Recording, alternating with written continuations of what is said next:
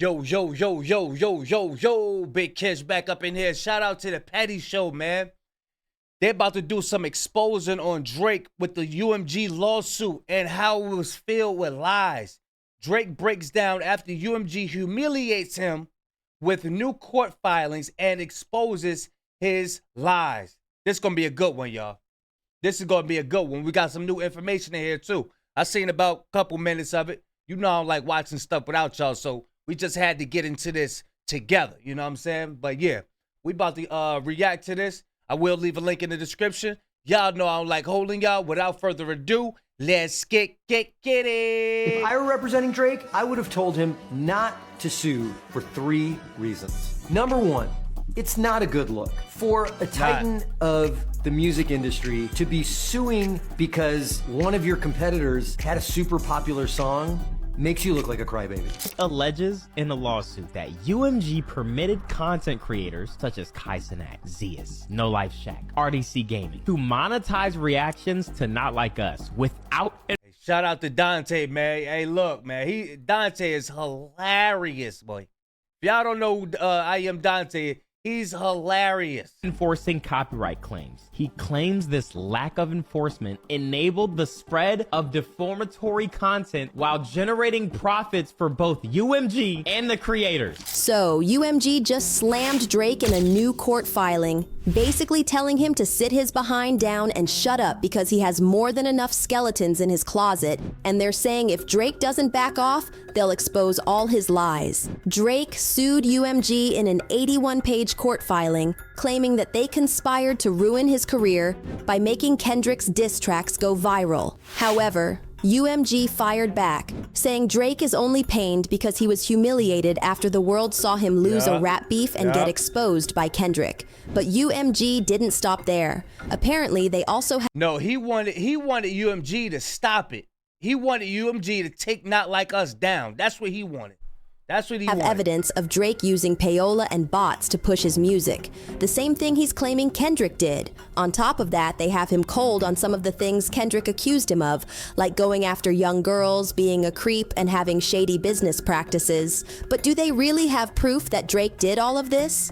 And is Drake still moving forward with his lawsuit? Let's break it down. If I were representing Drake, I would have told him not to sue for 3 reasons. Number 1, it's not a good look for a titan of the music industry to be suing because one of your competitors had a super popular song. Makes you look like a crybaby. So it looks like UMG is officially done with Drake's theatrics, and they're pulling all the stops to get him off their back, even if that means exposing his dirty little secrets. For those who aren't caught up, Drake filed a lawsuit against his record label, Universal Music Group, or UMG, claiming that they helped spread a false and malicious narrative about him by promoting Kendrick's Not Like Us track. Drake also claimed that because of Not Like Us going viral, he and his family started getting attacks. He said people would sneak up to his house to harass him and his staff, and it all started in May after And then we got a video that we gonna react to it saying that he set it all up. He set that up. He set that up, y'all. Not Like Us was released. The first attack was on May 7th of last year, and it ended up with Drake's security guard getting shot at and hospitalized to treat his injuries. The following day, May 8th, Drake said someone broke into his Toronto house by digging a hole under the security fence surrounding the house. Although Drake's security guards were able to stop the person before they caused any physical harm, the trespasser managed to yell racist slurs and threats against Drake before being escorted off the property. According to court documents, Not Like Us was intended to convey the specific, unmistakable, and false factual allegation that Drake is a criminal PDF file, and to suggest that the public should resort to vigilante justice in response. It also claims that the lyrics to Not Like Us were defamatory, because its lyrics, its album image, and its music video all advance the false and malicious narrative that Drake is a PDF file. I never even realized Mustard was sitting there eating. Hey, look, everybody else up there dancing, they doing the video. This dude up there eating fries and shit. Hold on, son. Word, he's buying, boy. He up there, he said, look, I ain't coming up in Tams for nothing. We gonna do our little dances in front of Tams, but look, I'm about to order me something off this menu. Look. Because its lyrics, its album image, and its music. Look, I told you, look. He said, look, he said. Hold on. That's funny. It also claims that the lyrics to Not Like Us were defamatory because its lyrics, its album image. Look. I ain't coming up in here for nothing, boy. And its music video. Hold on, look. Ah!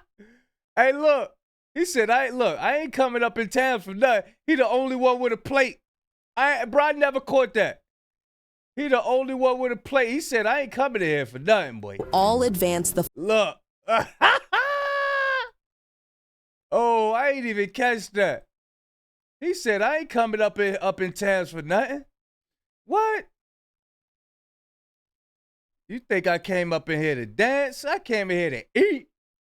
A false and malicious narrative that Drake is a PDF file. The lyrics repeatedly accuse Drake of engaging in criminal acts, including by calling him a certified PDF file and a predator who needs to be placed on neighborhood watch. They even attached photos of posters that were placed all over Toronto with pictures of Drake and a Canadian YouTuber who was sentenced to 3 years in prison for SA with the words, "Canadian ex-predators gotta stick together." Now, according to Drake's lawsuit, there were 3 reasons why UMG promoted this song. The first reason was that the more people who listened to, streamed, watched, and downloaded the defamatory material, the more money UMG and its executives would make. The second reason was that UMG's Interscope Records owns Lamar's entire back catalog of recorded music. UMG just entered a direct recording contract with Kendrick, and they needed to prove they could maximize his sales under their contract. So one of the most interesting points from Drake's lawsuit versus UMG is stated in paragraphs 51 through 53. In this portion of the lawsuit, y'all pay attention. This is something new right here. This is something new. She about to break it down. She about to do a whole spin on it. Watch this. Drake claims that Kendrick Lamar, back in 2022, signed a short-term deal with UMG. But part of the terms of his deal was that he wanted to see exactly what UMG was willing to do for him. He wanted to see if UMG could push him to the level of their biggest artist, Drake. And he wanted to see them do it in a shorter time period. And if UMG successfully was able to push. Oh, so they trying to say that when Dot had did some business dealings with UMG, he said, okay, could y'all push me bigger than Drake in a short amount of time? So that's what they trying to say Not Like Us was about, which we know is false, but we're going to feed into the narrative just for entertainment purposes only. Him to that same level, then he would agree to sign a longer term deal with UMG. Drake is alleging that UMG used this whole rap battle, this whole scheme, this whole plot in an effort to push Kendrick Lamar up higher, get him to sign that long-term deal, and that they used their biggest artist, their biggest moneymaker, Drake, to do so. Part of the proof of that comes in paragraph 52, where Drake alleges that Kendrick Lamar did in fact sign a longer term deal in December of 2024. If that is true, if they go through discovery and find evidence that Kendrick Lamar did in fact sign a long-term deal in December 2024, and that Kendrick Lamar did in fact insist of signing a short-term deal back in 2022 and told UMG that I want to see you push me the same way, and I want to see you get me to that level. If that was part of the terms, and they can find that in discovery, then that proves not only a motive. So that means December of last year, December, if they saying that Kendrick had signed a longer deal with UMG, but we know UMG and Drake's and Kendrick's deal is not, they don't have the same deal. UMG owned Drake ass. They own it. They own him. But also malice. Whew.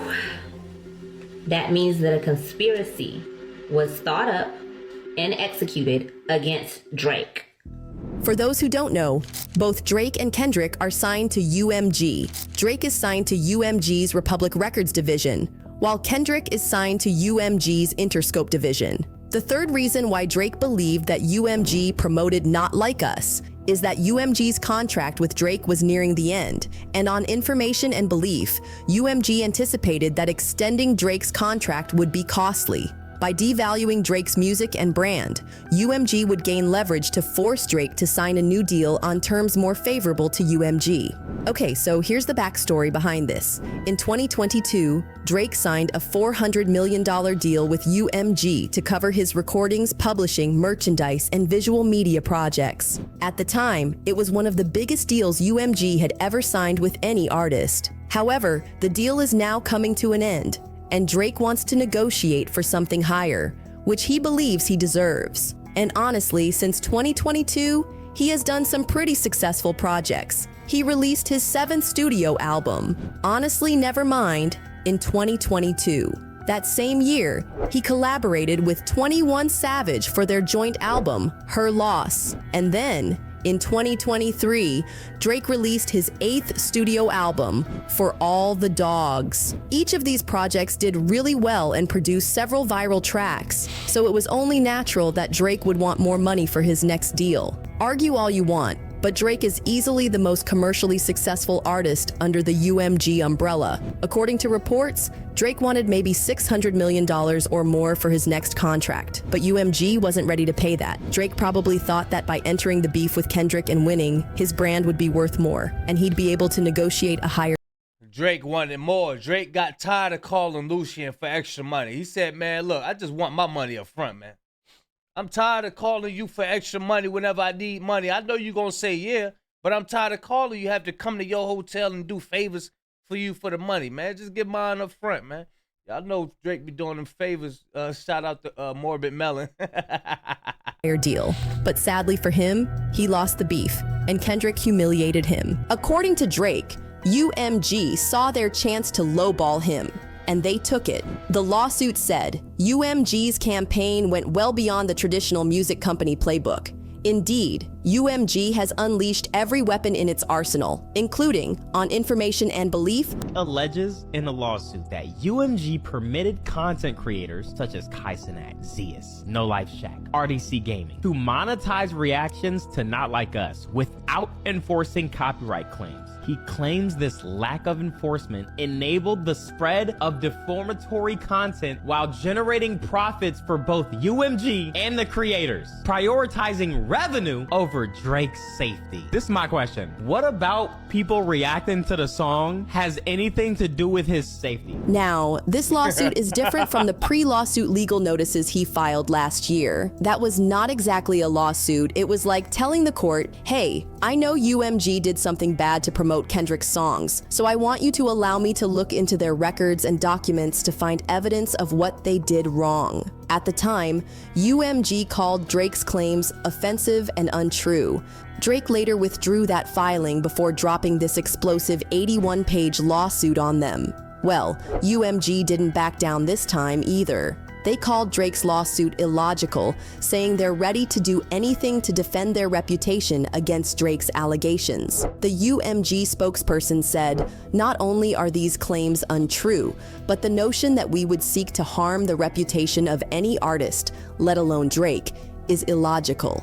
We have invested massively in his music, and our employees around the world have worked tirelessly for many years to help him achieve historic commercial and personal financial success. Then they added, throughout his career, Drake has intentionally and successfully used UMG to distribute his music and poetry, to engage in conventionally outrageous back-and-forth rap battles, to express his feelings about other artists. He now seeks to weaponize the legal process to silence his artist's creative expression and to seek damages from UMG for distributing that artist's music. We have not and do not engage in defamation against any individual. At the same time, we will vigorously defend this litigation to protect our people and our reputation, as well as any artist who might directly or indirectly become a frivolous litigation target for having done nothing more than write a song. If you read between the lines, UMG is basically saying they're going to do everything to protect themselves and Kendrick Lamar while fighting Drake tooth and nail in court.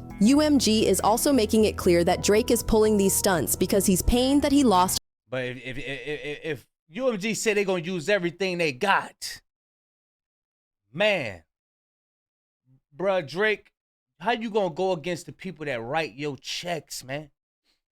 Could you just imagine the type of lawyers that they got, that UMG got? They got the best of the best. Drake and his lawyers up there using Chat GPT and shit, man. A rap battle, even though he benefited from it in the past. For instance, back in 2018, when Drake released his Scorpion album, a lot of Spotify listeners were complaining about the fact that the app was forcing Drake down their throats. Yep. Every playlist had songs from the album, and some users even complained about searching for completely unrelated songs and having Drake come up. Spotify eventually had to settle some users who asked for subscription refunds because they felt they were being used to promote Drake against their will. So a lot of people feel like if Drake always benefited from UMG's tactics in the past, why is he complaining now that those same tactics are not in his favor? It's giving crash out, guys. But you know, from a legal perspective, it's an interesting move on Drake's part. Notably, he's not suing Kendrick Lamar, right? He's suing Universal, which reps both of these artists. So why would he do that? Yeah, so it's interesting. It seems like a failed attempt, sort of not to look petty, not to look like he's suing the artist that just, you know, annihilated him in this rap battle. Let's just call it for what it is. That song is a banger, right? But so, you know, the idea is that Universal. Carolyn, I didn't know you were a rap head. I am. Oh my God, I'm a I love Lamar this. stan. I'm a Kendrick Lamar stan. But look, legally speaking, you know, the idea is that Universal has been representing Drake for many, many years. That they know these. They've been putting in that work for Drake.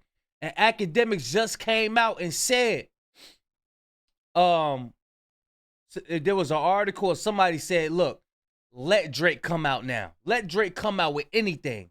He's gonna feel the wrath of UMG's absence and not pushing him anymore, not putting any marketing dollars behind him. He's gonna feel that wrath. If Drake got to do everything by himself, woo, it's gonna look bad. It's gonna look bad. The sales is gonna do Hurricane Chris sales. It's gonna look like Hurricane Chris sales. Hey, look, I'm telling you, it's not gonna look right for Drake, man. We got another video we gotta react to, man. Heard this dude out there, man. This dude out there doing karaoke, but no bullshit. Drake out there doing karaoke, huh? Word is bond, boy. These allegations are false. They wouldn't be repping him otherwise. And the fact that they push this distribution so much, the song has been streamed on Spotify over 1 billion times. They've really been backing Kendrick Lamar on this one. Look, it's unique in this industry. I think it's sort of poetic justice. The song "Not Like Us." I mean, a lot of people in the community are saying, you know, this is not how you deal with hip hop rap battle beef. You go in the studio, you lay down some tracks. This is not what Drake is doing. On legal grounds, I think he's on pretty shaky legal grounds. There's this concept of sort of informed consent. It's you know, when you get into rap battles, you would expect that there's going to be some, you know, back and forth. And there is also First Amendment free speech rights implicated here. But hold on, because it gets even weirder. Drake has been linked to UMG CEO Lucian Grange, and there have been rumors about them having a special relationship, if you know what I mean. Told you. Told you. Shout out to Morbid Melon, man. Y'all look up Morbid Melon, and y'all see the special relationship that she's talking about, that Miss Petty is talking about. These rumors started after Kanye West exposed Drake for having a rich baby daddy, who is none other than Lucian Grange. How you say rich baby daddy? It's like Drake has a rich baby daddy named Lucian and Universal. Wow. He's like, like, man, my daddy got it. You know what I'm saying? It's like, my daddy controlled the spins. My daddy got the DSPs. My daddy, Drake has a rich baby daddy named Lucian. So all of his streams in the number ones is controlled by someone named Lucian. Kanye confirmed Lucian's shady ways in that interview, saying Lucian is part of the people who promote a toxic culture among black people for profit. Well, Lucian worked for people who control the banks in Africa, who keep, oh my God. Think about we had Black Wall Street, we had Harlem, we've been gentrified, and we ain't really been pulled together since, other than to maintain what they call the black vote, which you don't have an opinion. I love when Kanye be talking that talk. I love when Kanye be talking that talk. It's just that when them doctors get a hold of him, they give him them pills, but he just go off and be doing some other shit. But when he's his normal self, he be talking that talk. Opinion and involved, and then they get all these celebrities, they go on TV like, we got a problem with his political opinion. He's out of control. He's bipolar. He's anti-Semite. He's whatever they want to call somebody to try to get people to not listen or have, take away the influence. But that's not all. In Drake's lawsuit, the main thing he complained about was the fact that the lyrics of Kendrick's diss tracks during their beef were defamatory against him because they called him a PDF file, said he likes 'em young, and said he should be placed on neighborhood watch. But here's the thing. Kendrick is not the first person to make those claims. Drake has been known as the guy who likes to mess around with barely legal girls. His reputation as that creepy old guy was so widespread that when South African singer Tyla first became mainstream, she knew Drake would soon be in her DMs, and he didn't disappoint. Definitely Drake. Like, I was low-key waiting for him because I knew, hey, he's gonna come. Gonna come. So I was waiting for that follow, and hey, he was there. So he followed you on Instagram? Yeah. Really though? Any work coming with Drake? Maybe. Maybe? Maybe I'm silenced. Right. Yeah, maybe. When Not Like Us first went viral last year, people started digging up old videos and photos showing Drake in weird situations with girls who were too young to have any kind of relationship with him. One of the most viral ones was this Millie Bobby Brown interview, where she talked about how she and Drake used to text and call each other all the time and tell each other, "I love you." When the interviewer pressed Millie for more information, she revealed that Drake used to talk to her about boys. Mind you, Millie was only 14 years old at the time. I love him. I met him in Australia, and he's honestly so fantastic and a great... She met him where? Where'd she meet him at? I met him in Australia. Now, where's Drake right now? Where's he at right now? He think he's slick. And he's honestly so fantastic and a great friend and a great role model. We just texted each other the other day, and he was like, "I miss you so much." I was like, "I miss you more." He's coming to Atlanta, so I'm definitely gonna go and see him. I'm so excited. Yeah. You and Drake? That's awesome. That's awesome. What advice does he give you? Like, what does he say? About boys. He helps me. What? Yeah. He's great. He's wonderful. I love him. What's his advice with boys? That stays in the text messages. It's the same way he was in Billie Eilish's DMS, trying to be besties the moment Billie became famous. But like Drake, come on. Drake is like the nicest dude I've ever spoken to. I mean, I've only like texted him, but he's so nice. Like, he does not need to be nice, you know what I mean? He's at a level in his life where he doesn't need to be nice, but he is, Like, being a role model for younger artists is one thing, but being in their DMs chatting like you're their best friend? I got my eye on this dude, man. I got my eye on this guy. I got my eye on him, man. That's something else entirely. Then there's Yorya Smith, who Drake dated when she was just barely legal and then insulted in a diss track because she dumped him. Drake and Yorya had a brief thing when Yorya was 19. Within a few weeks of knowing her, he was already obsessed with her, going as far as tattooing the number 11 on himself in honor of Yorya's June 11th birthday. However, it was clear Yorya wasn't that into him because she tried to downplay it when she was asked about it.